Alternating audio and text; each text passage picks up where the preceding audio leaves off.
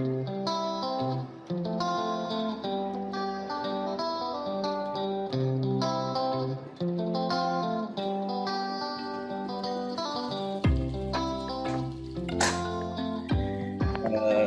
mulai ya edisi perdana obrolan Kabar baik. Chris. Ini tadi cerita ini kita mulai waktu perjalanan bersama-sama di dalam mobil, ya. Jadi saat ini kita bertiga ada di Kota Bandung. Tadi saat pulang dari acaranya Om Cherry, acara reunian dengan teman-teman, kita cerita banyak.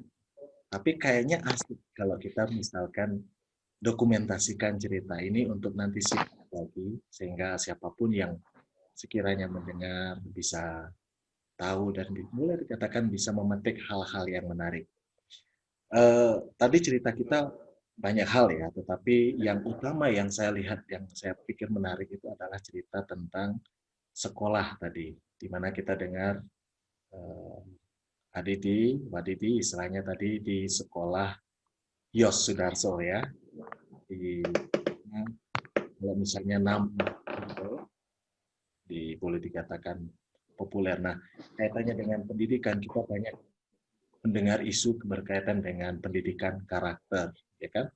Pendidikan karakter itu menjadi PR banyak orang, banyak dibicarakan di situ di sini. Tetapi harapannya pendidikan-pendidikan seperti ini tidak hanya sebatas teori, tetapi cerita juga berkaitan dengan hal-hal yang lebih mendasar, yang dialami langsung, yang dihadapi langsung. Yuk kita sama-sama menggali apa yang istilahnya Adidi yang alami, nanti Om Cherry juga berkaitan karena apa? Hal yang langsung berkaitan dengan apa yang dialami secara langsung, secara nyata tantangan di lapangan itu juga mungkin berbanding lurus dengan pengalamannya Om Cherry dalam melaksanakan tugas-tugasnya ketemu orang. Untuk saya mungkin satu hal yang sangat baru ya, di mana komunikasi, pendekatan yang dilakukan itu istilahnya tidak sama. Yuk, gimana Wak? Silakan.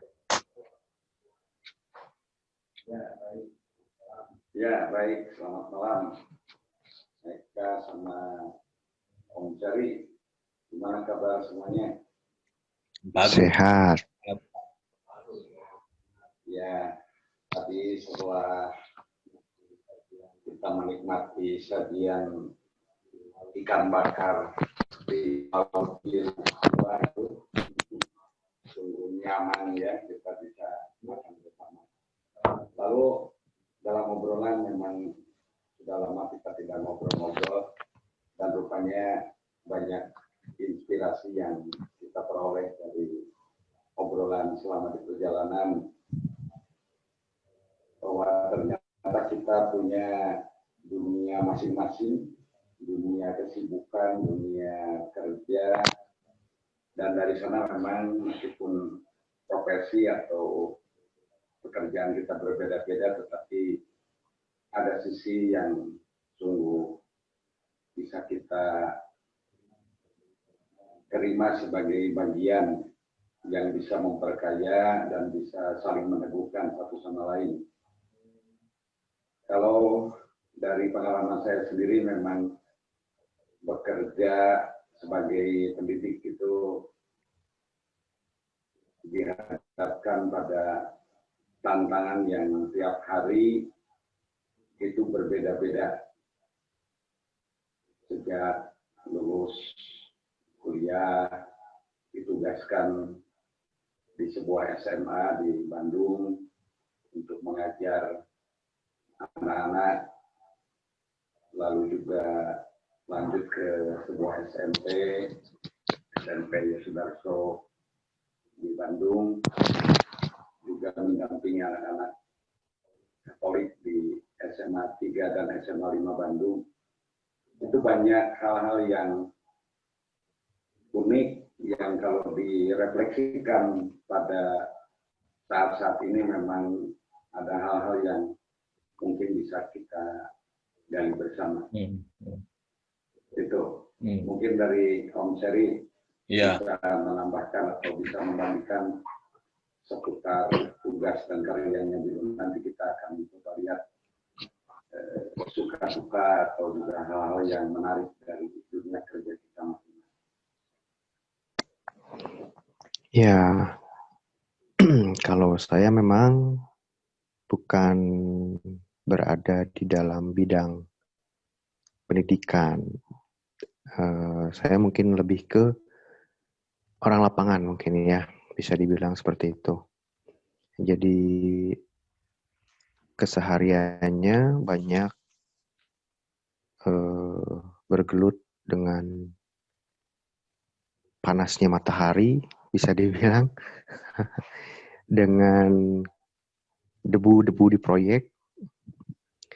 Jadi kalau keseharian memang dimulai tetap dari kantor, dimulai dengan administrasi di kantor, sampai kurang lebih jam 10 kita baru ke luar kantor untuk baik itu ketemu dengan customer, baik itu dengan ada janji dengan developer ataupun dengan kontraktor, ataupun membawakan sampel untuk customer dan lain-lain.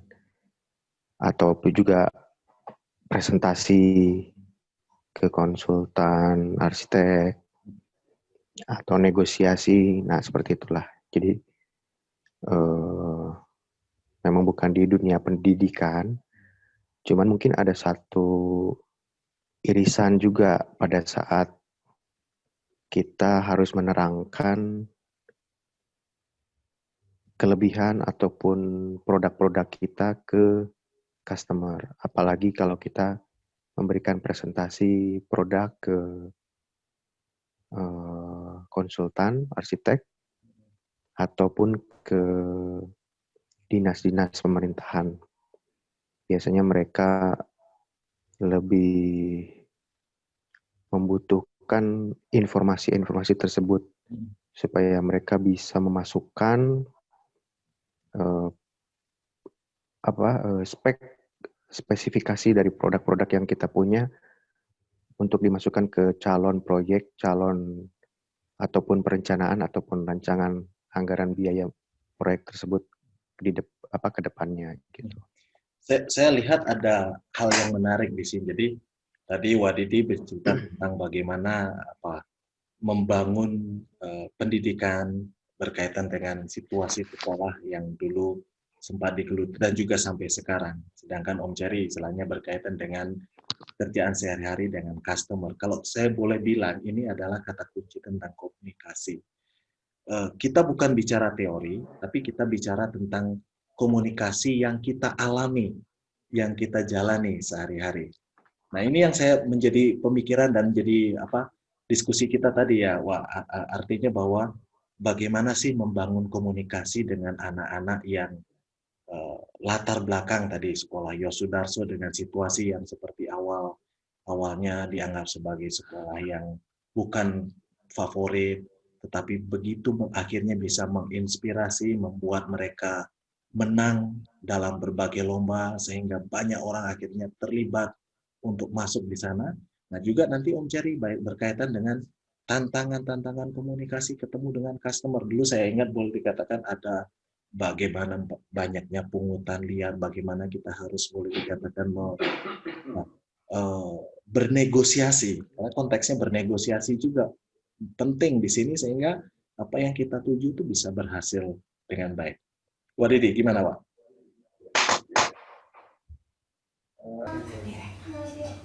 Sejak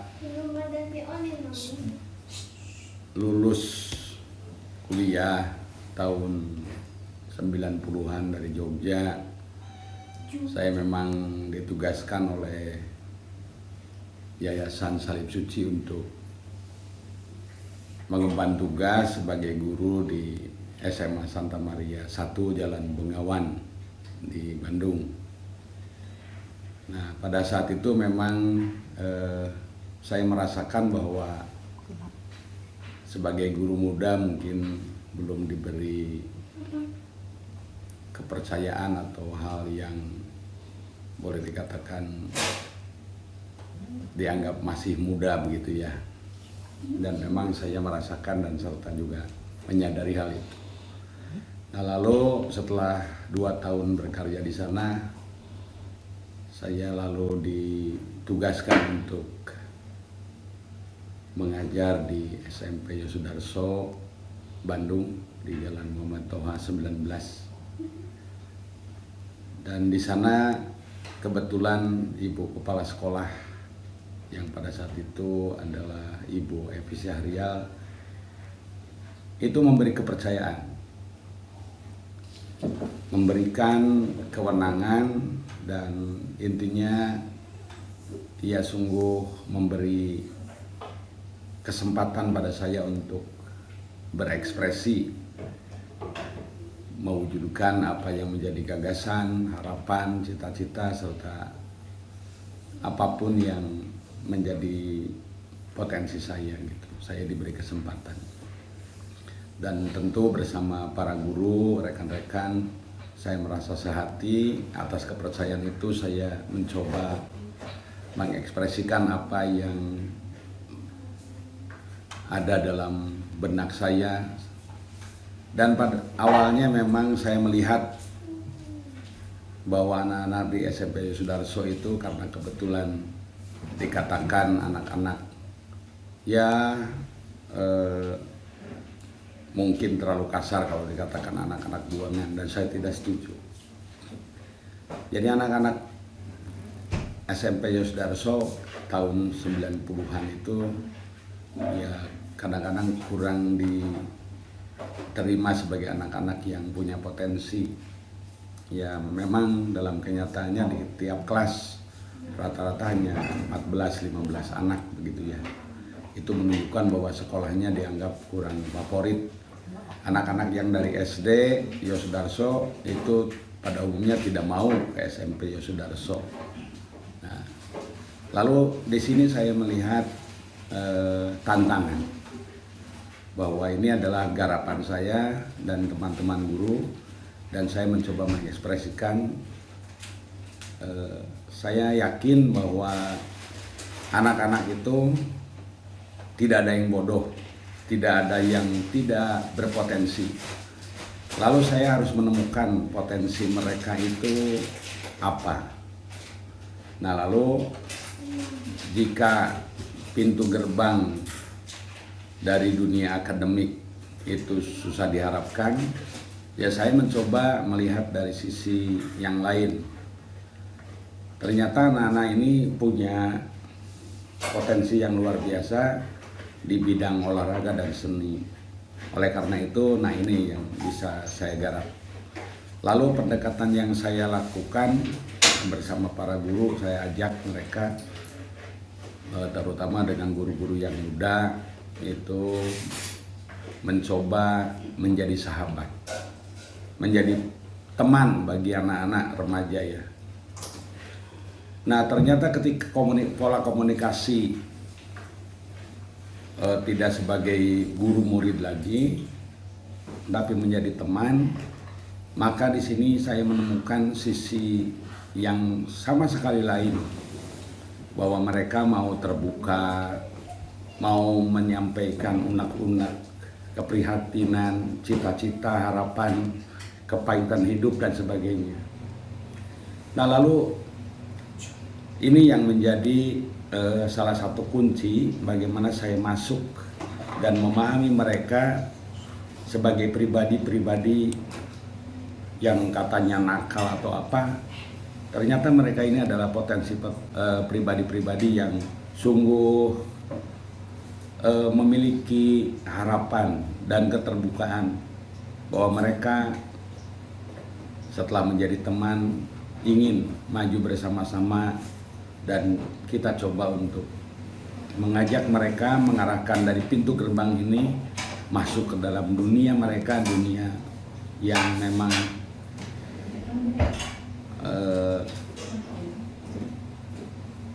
untuk masuk ke potensinya gitu ya. Dan potensi mereka memang dari segi olahraga. Oleh karena itu olahraga basket, voli, lalu sepak bola itu yang memang mereka sukai akhirnya kita olah dan mereka bisa menemukan salah satu kebanggaan, kegembiraan bagi dirinya, yaitu mereka bisa berkembang dari sisi itu. Dan untuk menyalurkan potensi ini, saya mencoba memakai cara studi banding, di mana ada kunjungan dari SMP Yosudarso ke sekolah-sekolah lain di lingkungan Yayasan Sarip Suci di Jawa Barat, ke Tasik, ke Garut, ke Karawang, lalu ke Kuningan, Cigugur, dan bahkan juga sampai ke Yogyakarta. Saya mencoba mengajak mereka sambil rekreasi, mereka lalu berkenalan dengan teman-teman mereka di sekolah-sekolah untuk bisa melaksanakan pertandingan persahabatan, tapi juga ada ekspresi seni pada malam harinya untuk berkenalan dengan teman-teman dari berbagai sekolah yang tadi saya sebutkan. Dan akhirnya dari sana memang mereka sedikit demi sedikit terbentuk. Lalu akhirnya yang tadinya paralel 1 kelas, 2 kelas, lalu akhirnya bisa sampai sekolah ini diminati karena memang ternyata teman-teman dari anak-anak SMP Yosudarso yang tadinya ada di SD lain, lalu ada di SMP lain, bahkan banyak juga yang mencoba mendaftarkan diri untuk menjadi siswa-siswi di SMP Yosudarso Bandung ini. Dan puji Tuhan sampai hari ini saya dengar katanya mereka tetap paralel 4 kelas gitu ya, mungkin juga banyak. Dan di sini memang bukan masalah bagaimana caranya sekolah ini diminati, tetapi yang paling penting bagaimana dengan komunikasi itu anak-anak bisa menjadi pribadi-pribadi yang diakui, pribadi-pribadi yang sungguh bisa membuahkan, mengembangkan potensi dan talenta mereka masing-masing. Itu mungkin yang ingin bisa saya sampaikan ya dari dunia pendidikan yang saya geluti sejak tahun 90-an. Terima kasih. Menarik sekali saya lihat. Wah, jadi tadi ada konsep ketika kepercayaan diberi, maka kreativitas berjalan kan? Kreativitas berjalan dan itu membuat akhirnya orang bisa memberikan apa? Membangun potensinya, bisa memberikan hal yang terbaik kepada siapapun itu yang ada di sekitar itu. Jadi tantangannya adalah bagaimana mengolah kepercayaan yang diberikan dengan kreativitas sehingga bisa membuat potensi yang besar. Dan saya pikir itu adalah mengarahkan mereka pada kesuksesan yang tertentu. Nah, kita juga mau dengar nih cerita dari Om Cherry yang dalam artian bahwa komunikasi. Jadi karena konteks kita adalah komunikasi. Komunikasi yang apa yang dihadapi, tantangannya, terus triknya seperti apa? Karena bagi kita mungkin, bagi Wadidi, bagi saya apalagi, bukan hal yang gampang ya, bagaimana istilahnya ketemu dengan klien, detailnya, dan itu dengan hal-hal kecil tantangan yang dihadapi di sana. Silakan Om.